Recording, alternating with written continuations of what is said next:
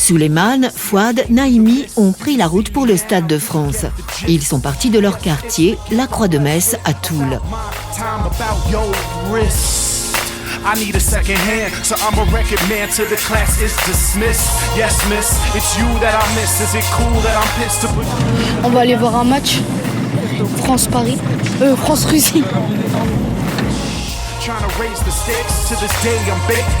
J'ai 3-1, moi j'ai 3-1 pour la France.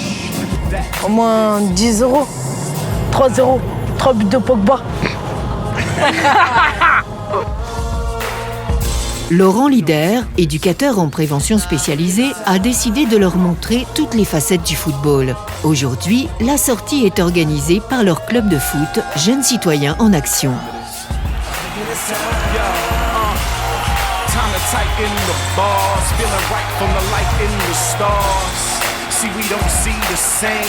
Les occasions sont rares de pouvoir assister à un match international dans le plus grand stade de France. Les héros sont bien là. La fête promet d'être réussie.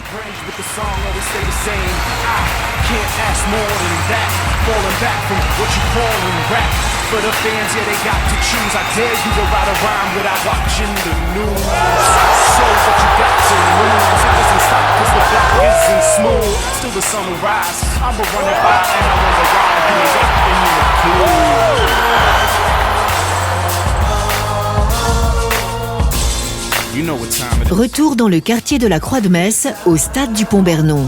Un joueur professionnel a répondu à l'invitation de Laurent Lider. Manuel Marouane d'Acosta joue aujourd'hui à l'Olympiakos en Grèce et également pour l'équipe nationale du Maroc. C'est beaucoup de sacrifices. La famille, les amis, le travail.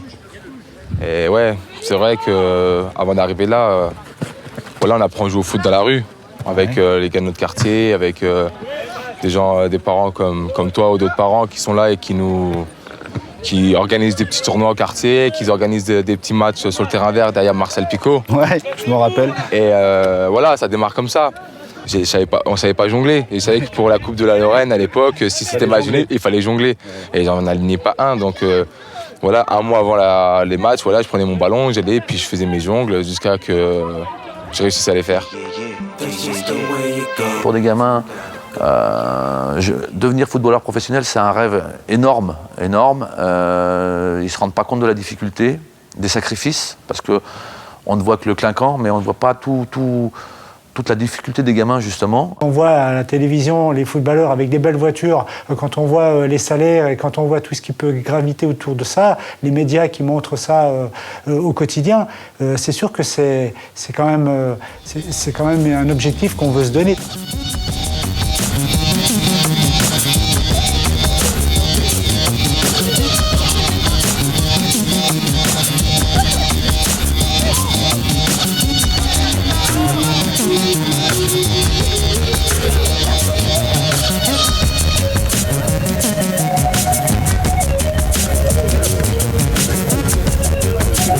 Non, au début, je jouais dans mon quartier à la Croix-de-Metz. C'est vrai que quand on n'avait pas l'école, les matins, on se levait tôt avec mes amis du quartier, on jouait.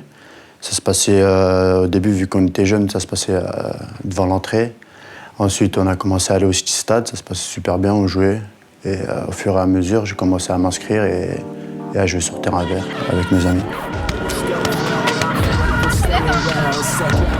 Depuis tout petit, voilà, on est là avec notre ballon, on pense qu'à quoi? Devenir joueur professionnel, devenir pro, jouer dans un grand stade. Le grand stade qui était juste derrière notre quartier. Ouais. Donc tous les jours, on allait jouer, mais tous les jours, on voyait le stade. Bon, étant donné que j'avais quelques qualités footballistiques, je me suis dit pourquoi pas faire une carrière footballistique. Il y avait une journée de détection avec un match. Comme un grand, j'ai pris mon sac à pied. À la SNL, ouais, au stade Raymond Petit. Donc je fais mon match, mes 2 matchs d'essai, ça se passe très très bien. À la fin, je vais interpeller le responsable de la détection. Je lui dis alors, je suis pris. Et là, une hésitation parce qu'il m'a dit, t'es très bon techniquement. Mais il avait peur parce qu'au niveau gabarit, j'ai toujours été plus petit que les autres en équipe de jeunes. Je lui dis, écoute, il m'a dit, je suis pas sûr que tu joueras. Je lui dis, écoute, fais-moi signer. Et ça, c'est mon affaire. Le centre de formation de la SNL est un passage obligé dans le département. les jeunes du quartier vont découvrir cette école de football.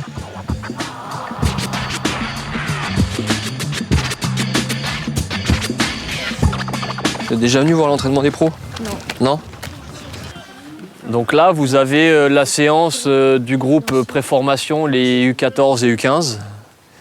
Certains garçons de ces générations-là sont aussi au pôle espoir au Krebs de Nancy, à Essel.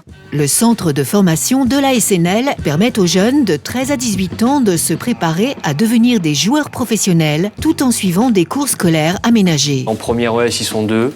Voilà, là, on a une classe de seconde bac pro où il est tout seul. Voilà, donc ça permet de pouvoir travailler sur des emplois du temps, comme j'expliquais tout à l'heure, assez réduits. Il y a quand même 7 entraînements semaine, donc soit ils s'entraînent, soit ils sont à l'école, soit ils mangent, soit ils se reposent.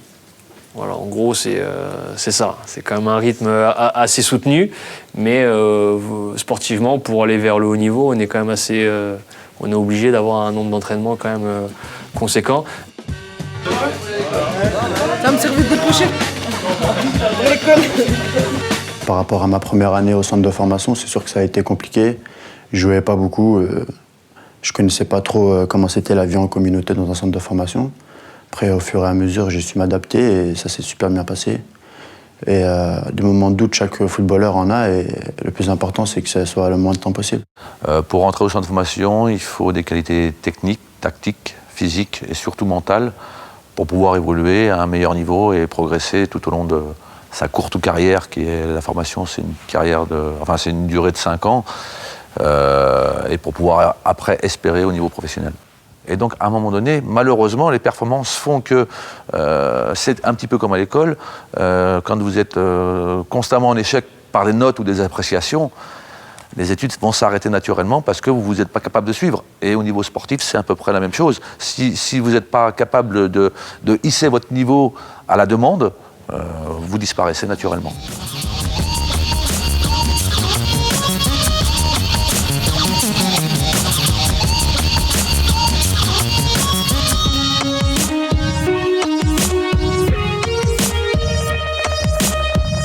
Ouais, c'est sûr que quand je me suis fait virer de l'AS Nancy-Lorraine, parce qu'ils pensaient que je ne pouvais pas devenir un joueur professionnel, pas un grand joueur, mais juste un joueur professionnel, c'est sûr qu'on prend une claque en étant jeune comme ça. Pourquoi Manu avait été quand même viré? Il y avait des raisons de l'AS Nancy-Lorraine. J'ai dit, il va venir, on a discuté pendant 2 heures chez moi, il va venir, moi je te propose de le faire venir à Jarville Jeune Football. Il en faisait un peu à sa tête à l'AS Nancy-Lorraine. Il est arrivé ici, on lui a un peu cassé sa tête et il s'est mis dans le droit chemin. Et puis ça lui a permis de rebondir assez rapidement, quoi. On n'est pas encore mature, on pense que c'est vraiment fini. Et voilà, le principal, c'est d'avoir des personnes autour de nous, des éducateurs, des parents, la famille, voilà, les amis qui continuent à t'encourager parce qu'ils savent que tu as des qualités et que c'est pas terminé. Tu t'es dit, si je suis pas pro, qu'est-ce que je deviens, quoi? On n'a aucune idée parce que quand tu es depuis tout petit, depuis l'âge de 9 ans, tu joues au foot. À l'âge de 14 ans, tu quittes déjà ta famille pour partir dans un centre de préformation à la Madine et revenir. Et que jouer au foot tout le temps. Et tu arrives à un moment où tu te dis, ouais, c'est peut-être fini. Tu sais pas, on est perdu. On est jeune, et on a besoin d'être guidé encore. On peut pas s'autogérer.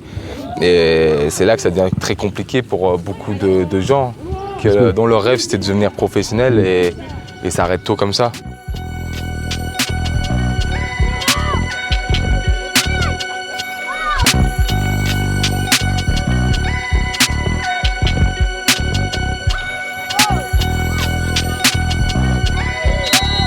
Je me suis aperçu que je ne ferais pas une carrière professionnelle à l'âge de 21, 22 ans. À travers les différents stages et les différentes formations que j'ai pu faire, je n'avais peut-être pas les qualités requises. Je signe, je fais la reprise. Très rapidement, je m'impose dans l'équipe titulaire. Dans un club pro, il y a énormément de concurrence, Laurent. Déjà, quand tu es en bonne santé et que tu es présent, c'est dur parce que tu dois être en forme, performant tous les instants à l'entraînement. On ne se faisait pas de cadeaux. C'est la réalité d'un club professionnel. Et sur une action de but anodine, je me retrouve face au gardien. J'ouvre le pied, je suis en appui sur ma jambe d'appui, la jambe gauche, moi qui suis droitier. Et là, c'est un petit peu le drame. je me fracture le tibia. Et c'était vraiment un drame pour moi à ce moment-là parce que je me sentais très très bien dans ma progression, je me suis imposé.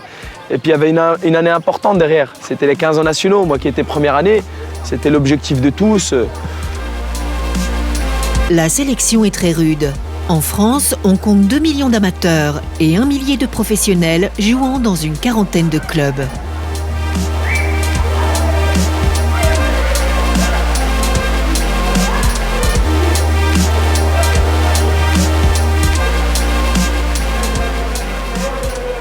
Aujourd'hui, j'ai arrêté de jouer, je ne suis plus un joueur. Et comme j'ai fait que ça pendant 17 ans, j'étais vraiment concentré dans mes performances, dans ma manière de jouer, dans ma manière de me préparer pour être performant sur le terrain. J'ai pas eu le temps de pouvoir m'intéresser à autre chose. Ce qui est peut-être une erreur, parce que je pense qu'il y a toujours la possibilité de s'intéresser à autre chose quand on fait du foot. Et aujourd'hui, je fais une reconversion. Donc je suis reparti à l'école.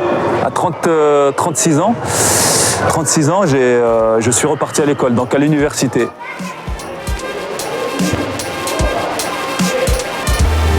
Abdeslam Ouadou a joué dans de nombreux clubs à travers toute l'Europe. Aujourd'hui, il dirige ce complexe de futsal, première étape de sa reconversion. Son parcours commence au centre de formation de la SNL. Sur un groupe de 30 joueurs, je crois qu'il y a eu, si mes souvenirs sont bons, il n'y avait que 2 joueurs dont je faisais partie. Julien Talfournier, qui était capitaine à l'époque des U17, qui a pu signer pro. Et puis moi, donc si vous voulez, sur une période de 4 ans, vous avez pratiquement 80 joueurs, on va dire, environ. Et dans ces 80 joueurs, il y a peu de réussite. On a plusieurs joueurs qui sont arrivés chez nous en sortant des centres de formation et qui sont arrivés surtout aux portes des centres de formation et qui ont été refoulés à la porte d'un contrat professionnel surtout, donc qui était en préfaux. Et du coup, nous, on a récupéré certains joueurs qu'on a fait jouer dans nos clubs, certains même, dont un qui est sorti du centre de formation du FC Metz, qui a passé son diplôme BE chez nous dans notre club de Metz, qui aujourd'hui est éducateur sur une ville du haut de la Lorraine, qui a un emploi sain et qui pourtant, quand il est sorti justement du centre de formation, ça a été très très dur parce qu'il avait pris une grosse claque dans le sens où effectivement, comme tu le sais, on est dans un cocon, on est là, on a l'impression qu'on va réussir, on voit les potes à la télé, voilà, certains qui étaient dans les années qui précédaient, et puis d'un coup c'est la claque parce que derrière, du jour au lendemain, tout s'arrête, quoi. Les joueurs qui ne continuent plus, l'aventure s'arrête là pour vous, et qu'est-ce qu'on fait après ? Là, je sais que pour avoir discuté avec pas mal de joueurs, il y a un gros choc psychologique. Et généralement, c'est très difficile de se remettre de cette décision. Le deal aussi, c'est de dire à un moment, pour certains joueurs qui ont déjà un certain niveau, forcément, parce qu'ils sortent d'un centre pro, c'est de leur dire, bah voilà, aujourd'hui, t'as plus rien, il te refaut un travail, donc on te permet de signer un CDI chez nous, et puis derrière, en contrepartie, bah voilà, tu joues pour nous, tout simplement. Donc ça leur permet de se resociabiliser dans la vie traditionnelle, on va dire, ou normale, et puis de pouvoir rebondir justement, quoi. Donc et de remettre le pied à l'étrier en reprenant quelque part goût à la vie, parce que c'est vraiment une énorme claque quand on a la désillusion de ne pas réussir comme footballeur professionnel, quoi. Ah, moi aussi. Oh, moi, je Allez, à bientôt. Au revoir.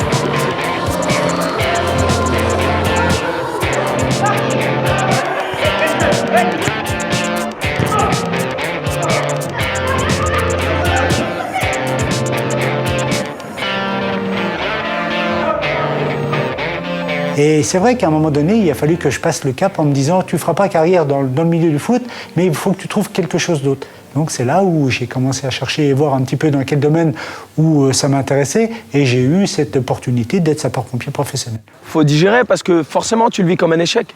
Alors forcément, il y avait des joueurs qui étaient meilleurs que moi aussi, qui n'ont pas réussi, attention. Hein.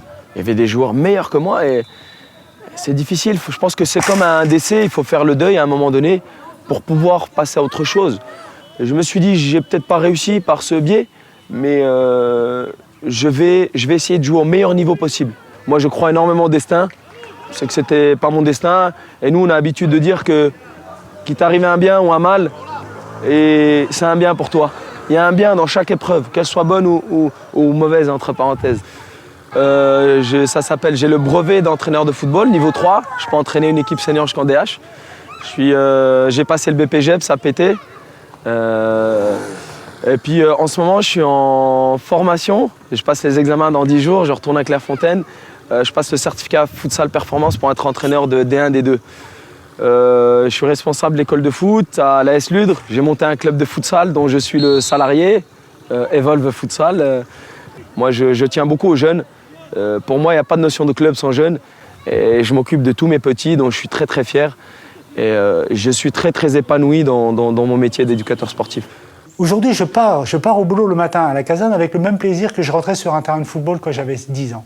Ça, c'est quelque chose que j'ai gagné. Je ne pensais pas que ça pouvait être possible. Mais j'ai réussi. Aujourd'hui, j'ai réussi.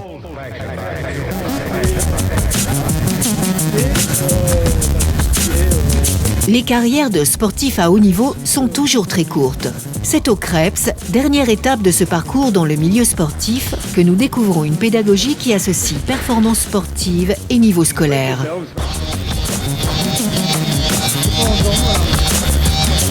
Ce que vous voyez là-bas, c'est le centre d'entraînement, donc le Pôle France tir à l'arc. Le jeune homme que vous voyez tirer en short blanc d'ailleurs est champion du monde.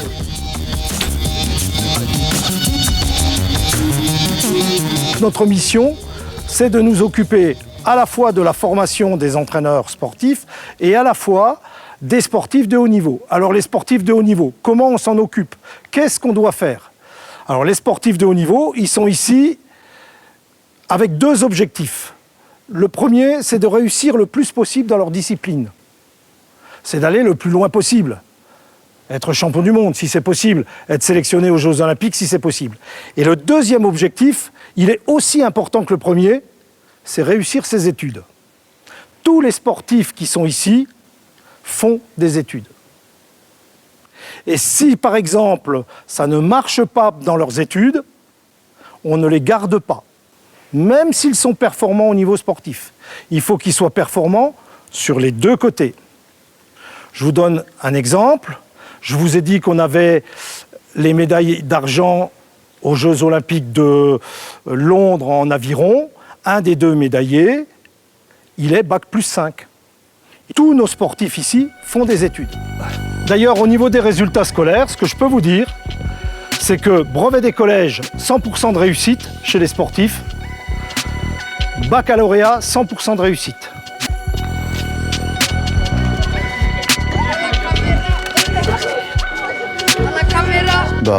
Tout d'abord, pour moi, ma priorité, c'était d'être footballeur. Après, il a beaucoup travaillé, tu vois. Ça fait 10 ans qu'il est à la SNL. Il a commencé à 7-8 ans, voire 9 ans, je crois, si je me trompe bien. Côte d'Ivoire, il a galéré, hein. Je ne vais pas te dire, je sais pas quoi. Hein. Il prenait le bus à 5h, 6h du matin, il descendait tout seul. Il l'a toujours voulu, tu vois. C'est quelque chose qu'il a dans le cœur, tu vois. Le foot, c'est sa passion. Ensuite, on m'a souvent dit ici et chez moi qu'un diplôme, c'était très important. Donc voilà, j'ai réussi à avoir mon bac. Et l'année d'après, j'ai signé professionnel. Donc si je n'avais pas eu cette chance, j'aurais continué mes études et donné à fond pour réussir ma vie. Ouais, il a continué, il a eu son bac. Après, il a eu son bac et voilà. Après, il a fait histoire d'avoir quelque chose au moins dans la poche au cas où ça ne marche pas. Tu vois, après, on peut pas savoir. Hein. Tu sais, des fois, il y en a, ils sont là, ils ont un bon niveau. Du jour au lendemain, ils se retrouvent à l'usine. Comme il y en a, ils ont un mauvais niveau, qui progressent au fur et à mesure. Et à la fin, ils sont ce qu'ils ont voulu être. Tu vois. Donc, pour revenir sur la durée de vie d'un joueur professionnel, évidemment, on prend exemple sur des joueurs aujourd'hui qui ont des carrières exceptionnellement longues, qui vont jusqu'à 40 ans pour certains, mais très peu. Mais la moyenne de vie en première division, c'est 5 ans. Et en deuxième division, c'est 3 ans. Donc il faut bien se rendre compte que des efforts sont fournis énormément pendant 5 ans de formation, et que la carrière, au bout de 2, 3, 4 ans, peut s'arrêter très vite, quel que soit le niveau, pour un tas de raisons, parce qu'il y a un volume de joueurs énorme et qu'il faut être performant en formation pour passer professionnel, et une fois qu'on est professionnel, pour garder sa place. Le prochain qui ouvre la bouche pendant le jeu, il va s'écouter. Lors de la visite au Krebs, les jeunes du quartier ont découvert une autre formation, celle des éducateurs sportifs. Allez vous mettre assis avec Thomas, s'il vous plaît. Je vais vous demander de quitter la salle, s'il vous plaît. Je vais vous demander de quitter la salle. Dans 5 minutes, c'est terminé. Dans 5 minutes, c'est fini. Dans 5 minutes, c'est fini, vous pourrez jouer. Le jeu de rôle est alors une bonne façon de travailler des situations que l'on retrouve sur le terrain. On va pas exploser. Ah non, vous allez devoir attendre, je suis désolé. On va attendre là, vous regardez. Si vous voulez, il n'y a pas de souci. Stop. Ouais, monsieur. Ah, c'est pas possible, moi j'ai envie de jouer. Là-bas. Mon copain. C'est pas grave. Tu restes là. Sinon, on joue pas. Sinon, on joue pas, il n'y a personne qui joue. Le créneau est réservé, messieurs. 24-2, on veut jouer, nous aussi. Le créneau est réservé. Le créneau est réservé, je suis désolé. Non, nous aussi, on veut jouer, on est au village. Comme des fous, tous attirés par les sous. On veut se tirer vers le haut, mais les soucis nous bloquent en bas. On veut se barrer de la tête, on comprend pourquoi on emballe. Malheureusement, dans ces quartiers, comme dans beaucoup de quartiers maintenant, le fléau, on ne va pas se le cacher, c'est la drogue.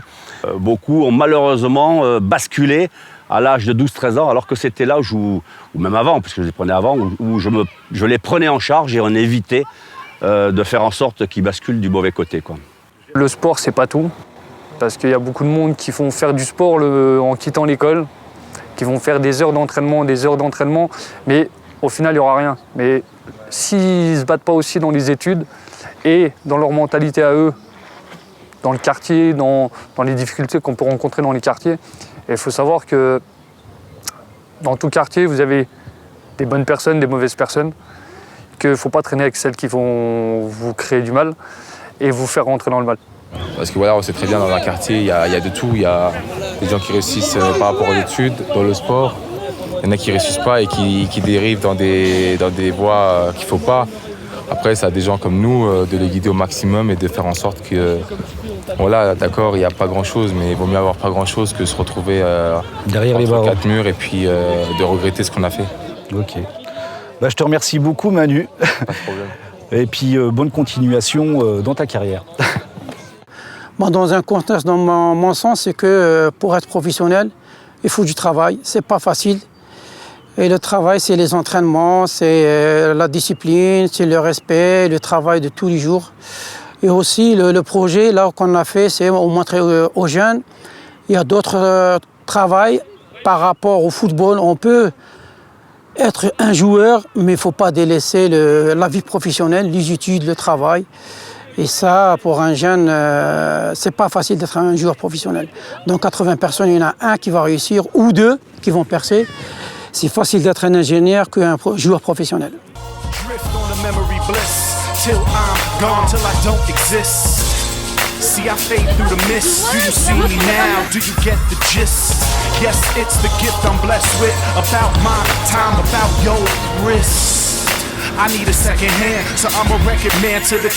Quand je marque, je fais souvent ce signe parce que voilà, dédicace au quartier, à la Croix-de-Metz, parce que je viens de là-bas et que je les oublierai jamais, tout simplement.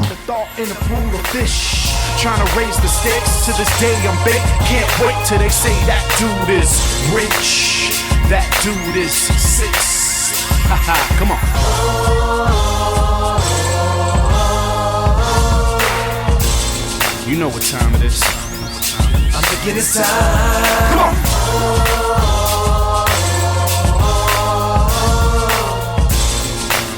You know what time it is. I'm thinking it's time. Yeah, time to tighten the bars. Feeling right from the light in the stars. See, we don't see the same. Colorblind if I don't reach the fame. What am I if I don't preach the game? Shuttle by if you don't seek my name.